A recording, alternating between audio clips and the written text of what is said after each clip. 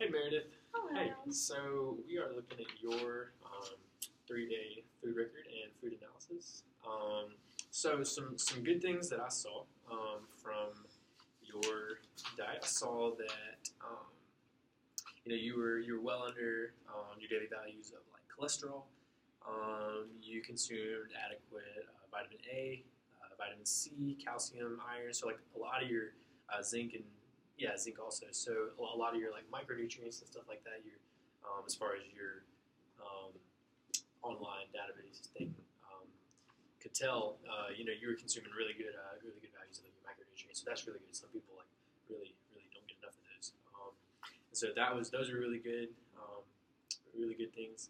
Um, some areas of improvement possibly. You let's see, you're didn't quite consume enough fiber. Your carbohydrate total was a little high than the recommended value. You had 347 grams, and recommended value is around 300. Your protein value you met that very adequately. You're well above. You consumed 88 grams of protein, and the recommended value is around 50. Um, so a little excessive there, but I mean at least you did meet it, so that's good. Your total fat it came in at 139 grams. Recommended values around 65 grams. And so I guess we'll dive into a little bit about that. But the thing that we're mainly gonna dive into is your sodium levels.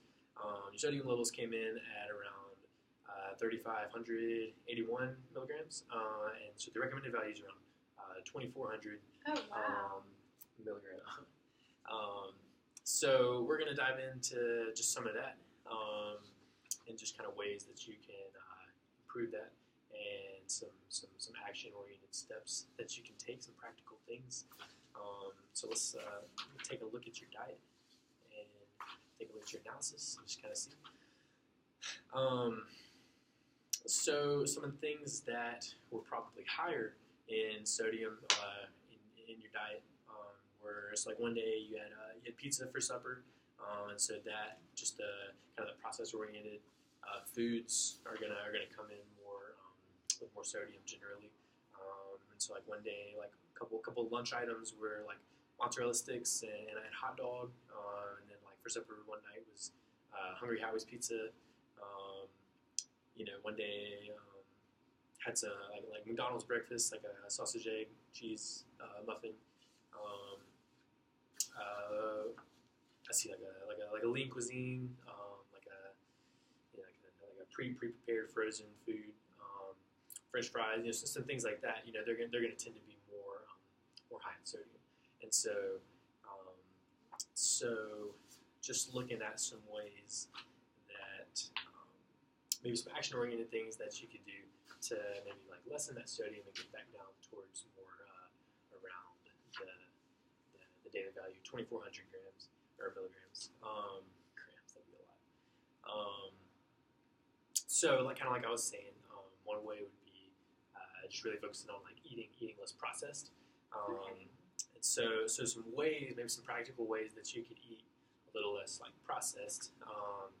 You could just really focusing on like not trying to not let like a processed food be like the main component of a meal, or the if you are eating something processed like at a meal, maybe trying to focus on letting that be like a side portion of the meal, rather than like the main thing that the meal revolves around.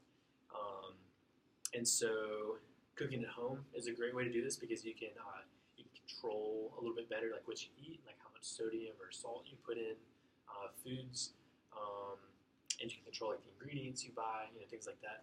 And so that's just a great way. And if you don't like cook a whole lot, meal prepping, ahead of time, just like having those foods, for the future, is kind of similar.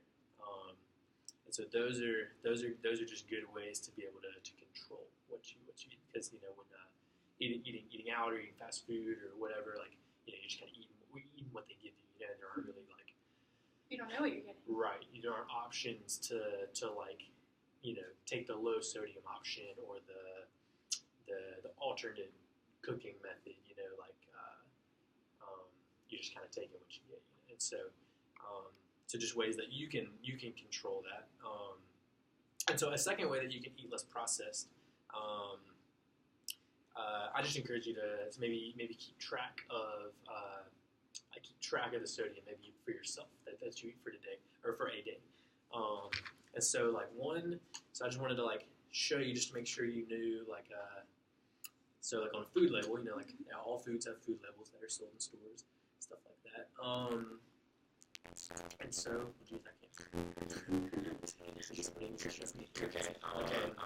So you got all your foods. So you got right here. You got your sodium levels. And so you get your serving size. And so one serving size is one bottle. And so in one bottle, there are 230 milligrams of sodium. So that's just a way that you personally can keep track with the foods you're eating, maybe your snacks or your meal items or whatever, of how much sodium you're taking in. And a lot of times, restaurants will even have posted on their websites the nutrition facts and things like that. And so, so you with your with an online resource like MyFitnessPal or even just writing it down as you're going or something like that, you can keep track of how much sodium you're taking in. And so you know that so 2400 is about the recommended daily amount, and so so you'll just know as you're going throughout your day that you're reaching that limit, or so you just know about how much you're taking in generally. And so just you probably know this, but so if something is high salt, like a real salty food, tends to be high in sodium. And so sodium is not salt; they're not the same thing. But things high in salt tend to be high in sodium. Just some food alternatives. If you're cooking or if you're with friends or something like that, some food alternatives are there's you can buy butter, salted or unsalted. And so that's just like one simple way that you could take out some sodium in your diet. Just to buy unsalted foods that would normally be salted. If you like nuts that are salted and you also like them that are unsalted, then it's not a bad idea to just you can buy them unsalted. For sure. And that's just taking more sodium out. You can look for when you're grocery shopping. You can look for low sodium options. There's low sodium soup or low sodium ramen noodles or whatever. They're options for low sodium options. So you can be on the lookout for those and choosing low sodium options. So another way, this kind of goes back to when you're cooking. You can use things like lemon and garlic and ginger, vinegar, pepper, or even cooking with onions, just to add flavor. There are more ways to add flavor than just add more salt. And so you can kind of experiment with those as you're cooking, or you can just things like that. So there are a lot of alternatives and a lot of ways that you can eliminate sodium. So yeah.